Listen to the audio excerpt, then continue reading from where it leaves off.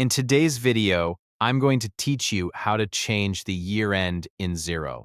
Whether you're a business owner or an accountant, knowing how to adjust your financial year-end is crucial for accurate reporting and planning. Let's walk through this process step by step to ensure everything is set up correctly.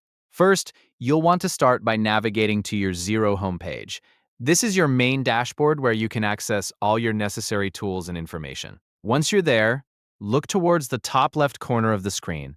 Here, you'll see your username displayed, which is your access point to various account settings. Click on your username. This action will open up a drop-down menu with several options. What you'll need to do next is select Settings from this menu.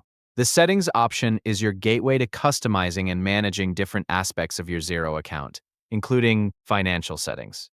After you click on Settings, you'll be directed to a new page.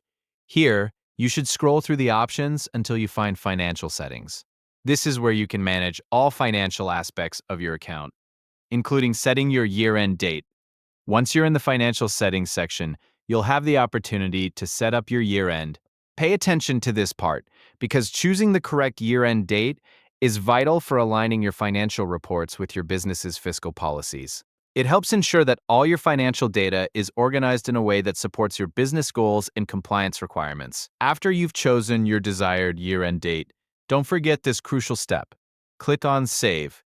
This final action will confirm your changes and update your account with the new year-end setting. It's important to always save your changes to prevent loss of any adjustments you've made. And there you have it. You've successfully changed your year-end in Xero. By following these steps, you ensure that your financial data is aligned with your business operations, facilitating better decision-making and planning. Always remember to regularly review your financial settings, especially if there are changes in your business structure or government regulations that might affect your fiscal policies. Thank you for tuning in today. I hope you found this guide helpful. If you have any more questions or need further clarification, feel free to reach out or consult the Xero support resources for more detailed guidance. Don't forget to subscribe for more helpful tutorials on managing your business with Xero. See you in the next video.